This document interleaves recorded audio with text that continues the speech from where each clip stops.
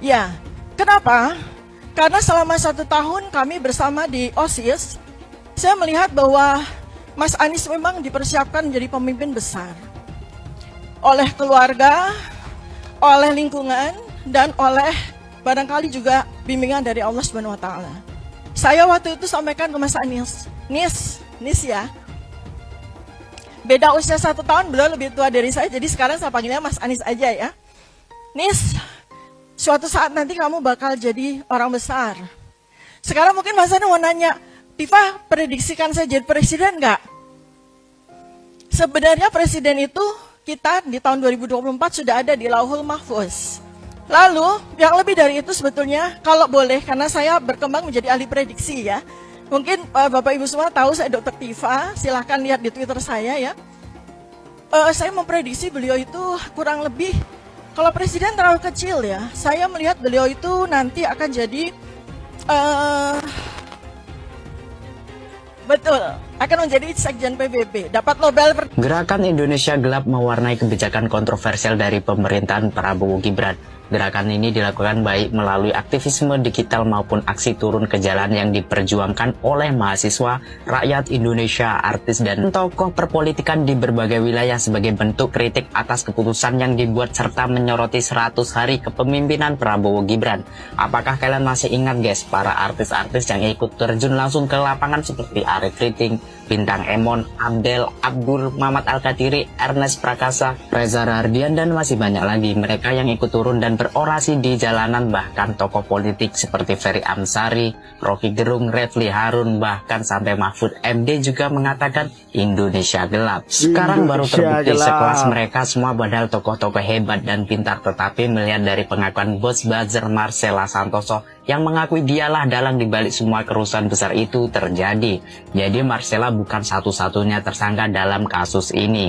Total Kejaksaan Agung telah menetapkan 4 orang sebagai tersangka dalam perkara dugaan perintangan penyidikan. Modus yang digunakan meliputi penyebaran konten negatif dan pengorganisasian aksi demonstrasi. Salah satu tersangka adalah Ketua Cyber Army, M. Adia Muzaki, yang disebut mengordinasi 150 buzzer dan menerima dana sebesar 864,5 juta dari Marcella untuk menyebarluaskan narasi-narasi tersebut. Nah, kalau kayak gini gimana guys? Kemarin siapa yang ikut-ikutan teriak Indonesia gelap? Bahkan sampai ada yang bernarasi menghina presiden dan wakil presiden. Bagaimana guys kalau menurut pendapat kalian? Indonesia gelap, aduh anak abah, kan apa gue bilang?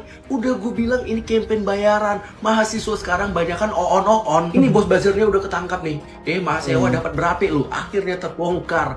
Dalang dibalik hebohnya Indonesia gelap dan petisi RUU TNI Marcella Santoso. Sambil nangis-nangis dia bilang menyesal Pak Bobo, minta maaf, kentut. Pokoknya koruptor layaknya dihukum mati. Setuju nggak? Udah gue bilang juga campaign anti pemerintah itu duitnya wah gila-gila. Lu tanya deh tuh, ya. Coba tanya make sure sama Najwa Shihab juga media kocaknya itu, bener nggak? Terus mana lu, anak-anak tuh Dajjal, kati gue buzzer, lupa ada yang buzzer kan, kocak? Gak cuman anak-anak Dajjal aja nih, partai Dajjal Indonesia pasti terlibat. Mereka kalau nggak berkuasa paling berisik, tapi kalau berkuasa tuh hasilnya tuh, ya petugas partai tuh kalian. Ini kemarin tuh si abahnya juga bahas-bahas ini nih, Indonesia gelap, ya kan? Nggak abah, nggak anaknya sama aja, yang keturunan Dajjal, sukanya bikin rusuh, bikin ricuh, ya kan? Kebongkar. Dibayar semua. Rakyat Indonesia supaya tahu, Dr. Tifa, Ibu Kurnia tidak takut di penjara. Kami banyak meme mengejek, menghina kami. Saya menunggu Dr. Tifa pakai baju Shopee, pakai baju orange, nggak masalah. Kalau seandainya kami bersalah, tidak masalah kalau seandainya kami bersalah. Tetapi yang menyatakan bahwa saya salah atau benar itu cuma selembar ijazah asli saja. Seandainya memang betul ada ijazah asli, dengan senang hati saya pakai baju orange. Dengan senang hati saya masuk lapas, nggak ada masalah. Kalau saya dianggap memfitnah, ibu rumah tangga ini dianggap memfitnah mantan presidennya, perempuan ini dengan anak-anak ini dianggap memfitnah dan mencemarkan nama baik karena beliau ternyata Joko Widodo punya ijazah asli. Gak ada masalah, saya ikhlas, saya ridho. Saya ikhlas, saya ridho pakai baju orange.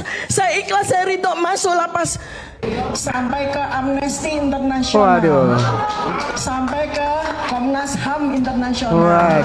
Jadi ini yang langkah yang kami lakukan untuk menyelamatkan bangsa dan negara ini dari kehancuran yang dibuat oleh Joko Widodo dan kroni-kroninya. Anies itu adalah tokoh bukan hanya untuk negara ini.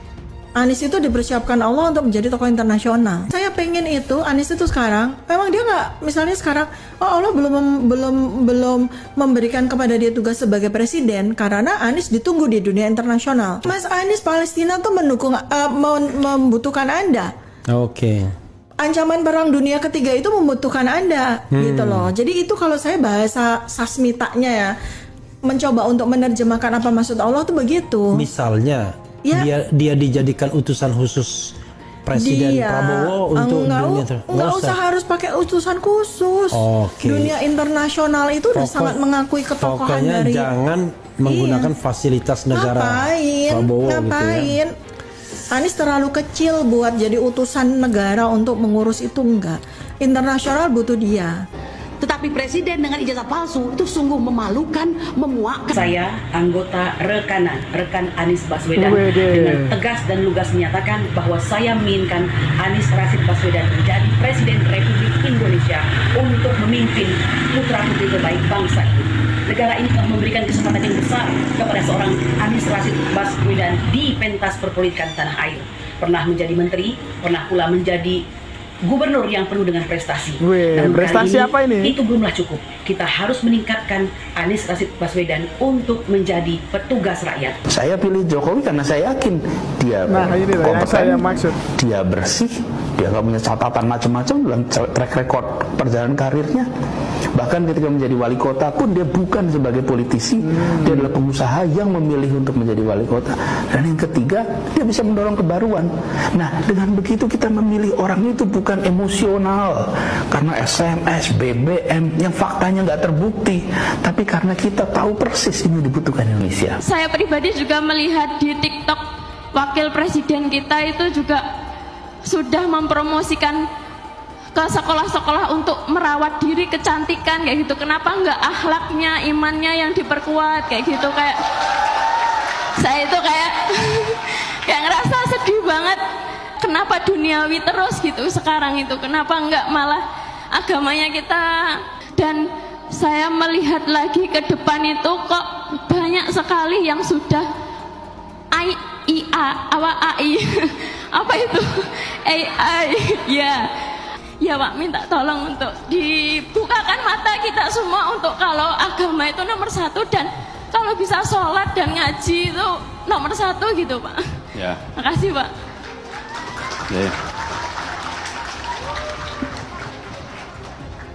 Ya lain kali kalau milih yang bener.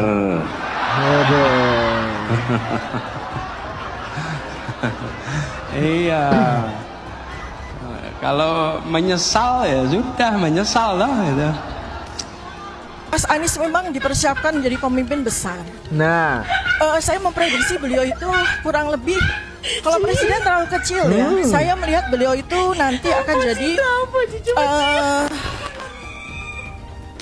betul, akan menjadi sekjen PBB, dapat Nobel Perdamaian. Hari ini kita bahas Pak Anies Baswedan yang dapat penghargaan dari masyarakat, ex-gubernur atau politikus paling carmuk di Indonesia guys, no gimmick. Bahkan ada jurnalnya ini, jadi no gimmick. Jadi kritikus politik, masyarakat, cari muka gitu. Pak Anies tuh carmuk itu, carmuk dengan populismenya. Populisme itu adalah pendekatan politik, jadi Pak Anies tuh selalu dengan rakyat kecil. Kata kunci itu selalu 3, kesetaraan, keadilan, dan wong cilik.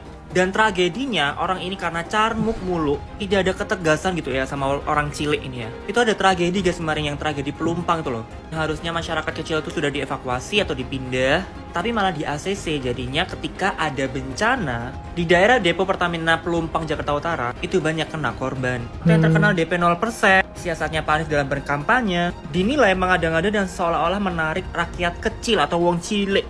Semua pihak termasuk pelaporan nanti dari TPUA kepada Kompolnas ya, kemudian kepada pihak-pihak lain yang mungkin diperlukan. Jadi insya Allah semua ini akan membuka wacana masyarakat, membuka pengetahuan masyarakat, dan yang penting adalah kejujuran dan kenegarawanan. Itu yang paling penting untuk membongkar skandal ijazah palsu. Sudah ambil ijazahnya, Sudah Om. Yang tanda tangan siapa? Rektor Roy Suryo Om. Oh baik. Sudah diuji di lab forensik sama Bang Rismon Sianipar? Jelas sudah Om. Oh ya. Sudah dibawa ke rumah sakit? Memangnya harus? Harus dibawa ke rumah sakit. Biar diperiksa sama dokter Tifa. Diperiksa apanya? Ya, diperiksa kesehatan kertasnya. Kesehatan tintanya. Kesehatan stempelnya juga diperiksa. Begitu ya Om? Iya, supaya ijazahmu itu kuat. Asli dan kuat. Kuat kalau kamu mau pakai maju. Iya. Untuk Presiden RI di tahun 2029. Oh ya baik. Ya harus dibawa ke dokter Tifa untuk diperiksa kesehatannya. Saudara Joko Widodo itu terkenal pembohong. Loh, pembohong gimana ini? Maka boleh jadi barang ini memang tidak ada. Dan dia berusaha keras untuk melindungi agar barang ini tidak ketahuan publik. Kalau dulu kan cukup ya Bambang Tri dikerjakan dengan Bareskrim ya. Waktu yang bergerak Direktorat Tindak Pidana Cyber tangkap selesai. Di situ juga sebenarnya ini menjadi konfirmasi dia mulai defisit kekuasaan. Karena harus dia turun sendiri baru barang di jalan. Asli. Padahal yang diperiksa juga adalah soal identik dan non-identik. Identik tidak sama dengan otentik. Tidak sama. Tidak bisa dikualifikasi, di framing menjadi asli. Belum terbukti bahwa dugaan ijazah palsu Jokowi asli. Belum. Oleh karena itulah TPUA melanjutkan proses ini sampai tuntas sehingga masyarakat, rakyat, bangsa Indonesia puas pada ujungnya tentang bagaimana status ijazah dan juga skripsi dari presiden atau mantan presidennya yang menimbulkan kegaduhan dalam kehidupan berbangsa bernegara. Oleh karena itu TPUA dan tim advokasi berbuat untuk kepentingan publik, untuk kepentingan masyarakat dalam rangka membela kebenaran, kejujuran, dan keadilan di negeri Republik Indonesia. Bang Egy Sujana untuk memenuhi panggilan klarifikasi karena Bang Egy sakit lagi di luar negeri, maka kami yang disuruh oleh pihak keluarga untuk hadir pada saat ini. Seluruh warga dunia yang mencintai keadilan. Hari ini saya berbicara bukan hanya sebagai warga negara Indonesia, tetapi sebagai bagian dari komunitas global yang menjunjung tinggi kebenaran, kehormatan, dan integritas intelektual. Indonesia, negara demokrasi terbesar ketiga di dunia, tengah menghadapi krisis moral yang sunyi namun sangat menentukan. Bukan krisis yang ditandai oleh perang atau kekerasan, melainkan oleh pergulatan antara kebenaran dan kekuasaan, antara nurani akademik dan tekanan politik. Inti dari persoalan ini adalah sebuah pertanyaan yang sederhana namun mendasar. Benarkah seorang mantan Presiden Republik Indonesia pernah menjabat dengan ijazah akademik yang tidak otentik? Pertanyaan ini bukan serangan pribadi, bukan fitnah, bukan pula manuver politik. Ini adalah panggilan moral dan konstitusional yang diajukan oleh kami para akademisi, peneliti, dan intelektual yang menjalankan tanggung jawabnya untuk mengkaji, mempertanyakan, dan mengungkapkan kebenaran.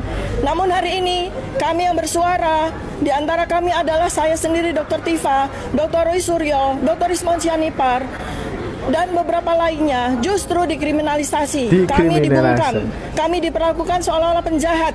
Padahal satu-satunya kesalahan dalam tanda kutip kami adalah kami sedang menegakkan kebenaran. Memberi penilaian terhadap pengadilan yang belum diperiksa dengan mengatakan itu ditolak. Jelas dia akan mempengaruhi. Kenapa? Karena hakim-hakim itu muridnya. Mahfud tidak sadarin.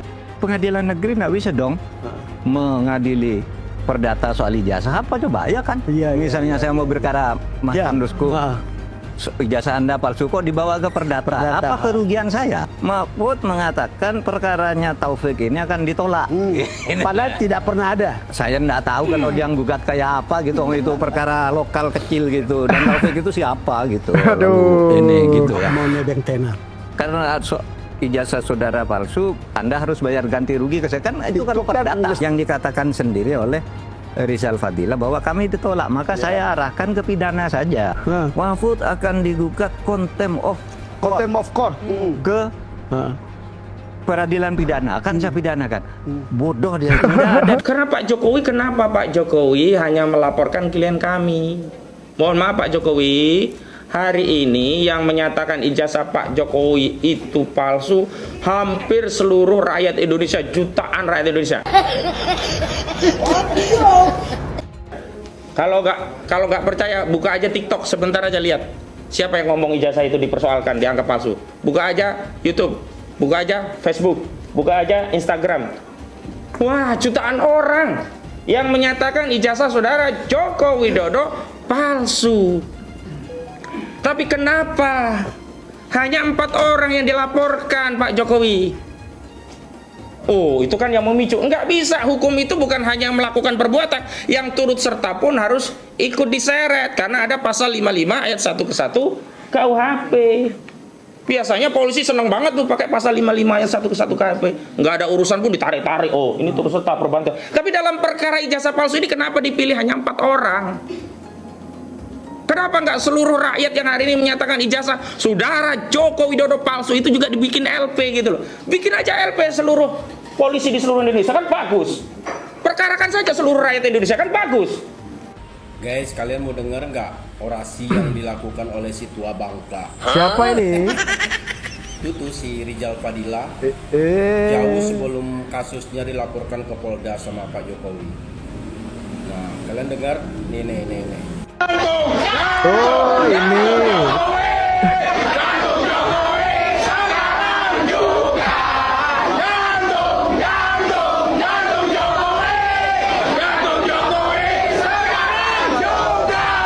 Kita buktikan Jokowi kecil. Yang kecil siapa ini? Tuh kan? Apa itu nggak kurang ajar namanya? Kurang ajar banget ini. Nanti ditangkap, dibilang kriminalisasi, tapi kelakuannya kayak gitu. Kaya ini. Ini didikan siapa sih kayak gini?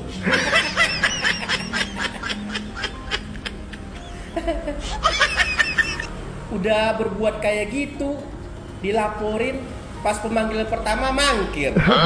Katanya ketabrak motor. Aduh.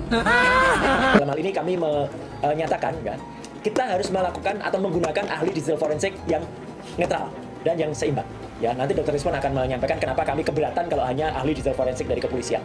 Ya, gitu. Ini minimal harus ada ahli digital forensik yang netral atau kalau perlu internasional yang ada. Waktu datang nanti Jokowi pakai mobil yang belum bayar pajak. Ya, iya. Dan katanya itu rental. Ya, nama sebuah perusahaan. Bohong lagi. Bohong lagi. Setelah diteliti, perusahaan itu adalah perusahaan atas nama Kahiyang Ayu. Anaknya. Istrinya Bobi. Palsu. Ini saya kasih saran yang terbaik. Sebentar lagi Anda, saya yakin, seyakin-yakinnya Anda pasti akan dipidana. Mantap bener. Menurut saya Anda saat ini ngumpul dengan keluarga, anak, cucu di rumah aja, makan yang enak-enak. Karena sebentar lagi Anda pasti masuk bui. Ada yang punya keyakinan katanya 1.000.000% ijazah Bapak Jokowi palsu. Saya punya keyakinan juga karena saya orang waras. 1.000.000.000% Anda akan masuk bui. Menghina saya sehina-hinanya. Sudah menuduh ijazah itu ijazah palsu. Sudah merendahkan saya serendah-rendahnya. Ya nanti dibuktikan lewat proses hukum. Nanti akan kita lihat di proses di pengadilan seperti apa. Artinya kalau untuk pelaporan itu bisa untuk peringatan ke pihak lain gitu nggak Pak? Nanti akan menjadi pembelajaran kita semuanya. Yang disebut PSN itu Jokowi, saya sebut Jokowi bukan pemerintah ya. Jokowi waktu itu kebetulan sebagai presiden, sebagai penguasa, ya. Dia beri ke perusahaan Aguan karena Aguan menyelamatkan mukanya di IKN, ya. Karena Aguan, karena IKN itu tidak ada investor yang sudah disampaikan Jokowi itu seolah-olah investor yang di IKN itu banyak, padahal nggak ada. Nah, untuk nutup malunya Jokowi, Aguan bikin hotel di situ. Yang bikin pada laut, ya, 30,16 km sampai hari ini tidak pernah disenggol oleh polisi. Jangan-jangan polisi takut mengusut kasus pagar laut karena petinggi Polri sudah dituak oleh Aguan dan Antoni Salim. Allah. Kok gak ada satupun yang ditersangkakan Pak Polisi? Takut Pak Polisi? Laut itu milik kita yang ngelola negara. Mau diambil Aguan dan Antoni Salim? Kurang ajar. Jangan sampai hari ini NKRI sampai ke anak cucu kita sudah menjadi NKRA, Negara Kesatuan Republik Aguan, Negara Kesatuan Republik Antoni Salim. Kenapa?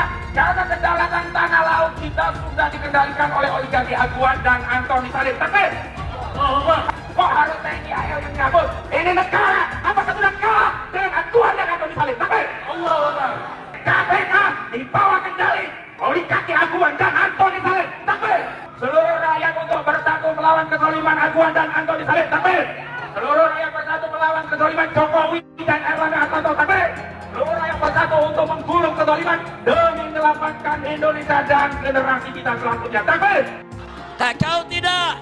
Saya mau tanya, pagar 30 km itu pendek apa panjang? Pendek apa panjang? Sekarang saya mau tanya, di pinggir laut kita ada petugas kita tidak? Ada tidak? Pengawas laut ada tidak? Apa iya mereka nggak tahu? Dia mau bodohin rakyat. Ditanya, ini bagaimana Pak? 30 km. Menteri ditanya, nggak tahu. Ngapain lu jadi menteri?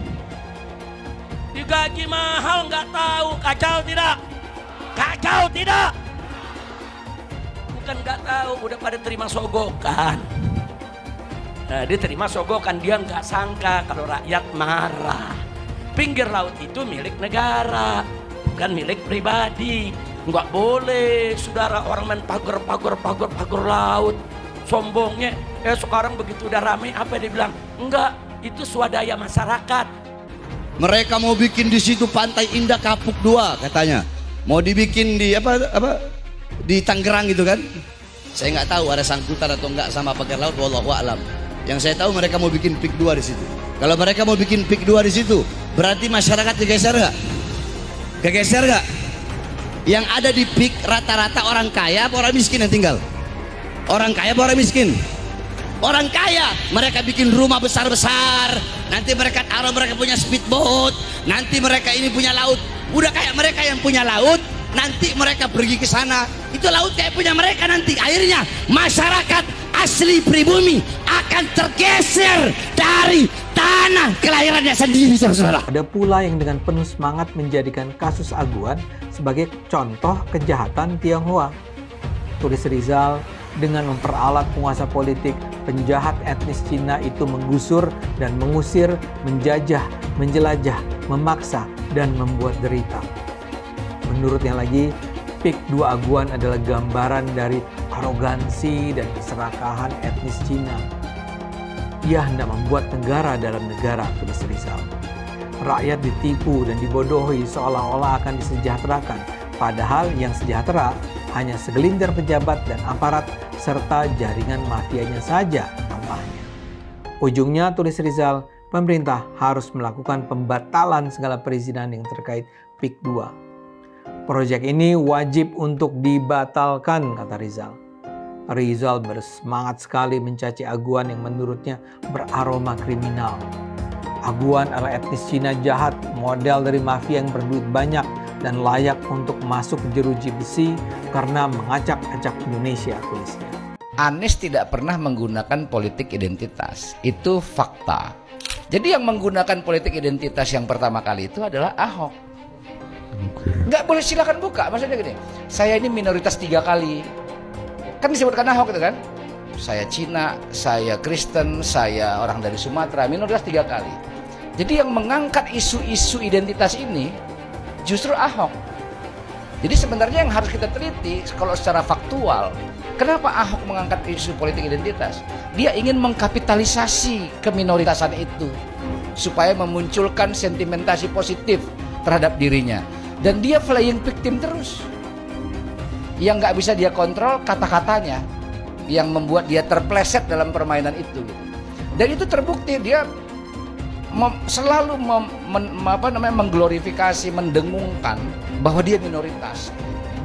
Itu selalu ada itu. Yang itu sebenarnya nggak ada. Politik identitas itu sudah ada sebelum Anies ikut kontestasi jadi calon gubernur. Waktu Anies masih menteri sudah ada itu. Saya Muslim, saya pilih Ahok gitu. Sudah ada. Ini politik identitas. Tidak ada cerita Ahok dengan Anies. Ketika saya kalah, saya langsung kasih Anies penghargaan, ucapan segala macam. Tapi yang tidak bisa saya terima, ketika Anda menang, Anda pidato memecah belah bangsa. Bahwa Jakarta udah kembali ke pangkuan pribumi yang dijajah selama ini. Itu teksnya di mana-mana. Itu sangat memecah belah bangsa. Saya ini asli Indonesia sesuai undang-undang loh. Apa karena saya namanya Ahok? Itu yang tidak betul seorang Anies lakukan. Bagi saya Anies sangat tidak negarawan. Anda udah menang, yes okay gitu loh. Saya juga tidak bawa ke MA, nggak bawa ke MK. Waktu Anda ulang tahun DKI saya juga datang. Tapi kenapa Anda mesti pidato seperti itu? Apakah kasus korupsinya ada indikasinya kuat? Laporan BPK. Laporan BPK itu menyimpulkan Formula E tidak boleh dibiayai oleh APBN maupun APBD. Firm itu ya? Firm, karena menurut undang-undang yang boleh dibiayai oleh APBN, APBD itu undang-undang olahraga tertentu yang disukai rakyat secara masif. Nah, lalu disebut yang masif itu apa? Sepak bola, voli, bulu tangkis, sirkuit itu tidak ada. Nah, lalu BPK minta ini supaya didalami, ada indikasi tidak benar. Nah, setiap ini mau didalami, ribut. Katanya mau menjegal Anies gitu. Sehingga sekarang ya kalau pertimbangan politisnya begitu, saya bilang silakan aja KPK. Tapi kalau Anda tanya ke saya, bukan bahkan saya ya, KPK bukan banyak. Kalau Anda tanya ke saya, Anda pedulikan itu tegakkan. Yang tersangka setelah Pilpres ini namanya Anies Baswedan. Mas Anies. Mas Anies, masa sih angin kok sampai nggak punya KTP lo ya? Angin keluar, angin masuk, angin keluar, masuk angin dodo ya, angin puting beliung, wes angin-anginan itu kok semua bisanya nggak punya KTP itu lo ya. Angin dari Jakarta ke Lampung ke Sumatera ke Jawa itu ya, kok bisanya liar begitu. Sama seperti air hujan ya, air hujan itu yang banjir itu bukan banjir ya, itu air parkir ya, air yang parkir Mas Anies. Mau punya pemimpin yang seperti itu ya, mau punya pemimpin yang seperti itu, dikiranya rakyat ini bodoh semua kali ya. Air hujan jatuh ke bumi, nggak boleh masuk gorong-gorong. Yang banjir itu bukan banjir, itu parkir. Mas Anies. Mas Anies pernah jadi gubernur 5 tahun di DKI. DKI menerima indeks polusi tertinggi di dunia. Bagaimana dengan anggaran 80T, Pak Anies sebagai gubernur tidak dapat berbuat sesuatu yang berarti untuk mengurangi polusi. Terima kasih. Polusi udara tak punya KTP, angin tak ada KTP-nya. Angin itu bergerak dari sana sini. Ketika polutan yang muncul dari pembangkit listrik tenaga uap mengalir ke Jakarta, maka Jakarta punya indikator, karena itu Jakarta mengatakan ada polusi udara. Ya susah kalau kita menyalahkan angin dari mana saja ya. Kalau kita dengan gampang menyalahkan angin, hujan dan sebagainya, ya mungkin tidak perlu ada pemerintahan kalau begitu ya. Bapak Politik Identitas Indonesia Anies Baswedan, Bapak Intoleransi Indonesia Anies Baswedan, jangan lupakan, jangan terlena, jangan sampai dia pecahkan kita dengan dagangan ayat dan mayatnya. Air itu turun dari langit, turunnya ke atap rumah langsung sumur bor, bukan ke sungai dan ke laut. Syukuri kenapa kalah, kenapa ditahan. Saya bersyukur atas itu semua. Saya coba bayangkan ya, kalau seandainya waktu itu kita menang gitu ya, hari ini belum tentu kita bisa nikmati seperti ini. Kita bersyukur 5 tahun Tuhan izinkan kasih ke orang yang pintar ngomong untuk kerja. Coba kalau kita bayangkan gitu ya, kalau kemarin saya masih jadi gubernur, ini saya udah turun ini. Tapi yang pintar ngomong itu dikira orang hebat kan? Ini lebih berbahaya tahun 2024, langsung ketahuan karakternya. Langsung ketahuan itu. Di saya juga ada kutipan Pak di kamar saya Pak. Tulisannya, Jakarta telah mengambil keputusan yang fatal. Dan ini aneh, betul-betul aneh. Ini bukan kampanye, tapi saya sampaikan sini. Di satu sisi menyiapkan jalur-jalur air untuk dikirim ke laut, di sisi lain di lautnya dipasang dengan pulau reklamasi. Tinggal tunggu waktu jadi rob, air balik. Dan ini melawan sunatullah. Kenapa? Air itu turun dari langit ke bumi, bukan ke laut. Harusnya dimasukkan ke dalam bumi, masukkan tanah. Di seluruh dunia air jatuh itu dimasukkan ke tanah. Bukan dialirkan pakai gorong-gorong raksasa ke laut. Jakarta telah mengambil keputusan yang fatal. Bukan banjir, itu memang parkir air. Bukan banjir, itu memang parkir air. Penjajahan di depan mata itu di Jakarta. Di tempat lain penjajahan mungkin terasa jauh, tapi di Jakarta, bagi orang Jakarta, yang namanya kolonialisme itu di depan mata, dirasakan sehari-hari. Dulu kita semua pribumi ditindas dan dikalahkan. Kini telah merdeka, kini saatnya kita menjadi tuan rumah di negeri sendiri. Hai semua, nama saya Jonas Leong. Saya adalah investor saham, forex, dan juga kripto. Channel ini banyak membahas tentang berita terkini, edukasi finansial, investasi, dan lainnya. Jangan lupa subscribe channel ini kalau kamu suka dengan konten yang serupa. Follow juga sosial media lainnya yang saya taruh di kolom deskripsi. Di sana kalian akan mendapatkan konten yang berbeda. Saya juga punya Telegram channel yang isinya berfokus kepada trading dan juga investasi. Itu Telegramnya gratis. Oke, kita lanjut ke videonya. Sebagian besar penonton di video ini setelah menonton video di awal mungkin bertanya, apakah kejadian seperti krisis 98 akan terulang? Belum lagi keadaan global yang tidak menentu. Lalu apa yang bisa kita lakukan untuk selamat dari krisis yang mungkin akan datang dalam waktu dekat? Jawabannya adalah investasi. Kebanyakan dari kalian yang nonton, kalau investasi pikirannya pasti hanya properti. Akan tetapi ketika terjadi krisis 98, apa yang terjadi dengan rupiah ketika hyperinflasi?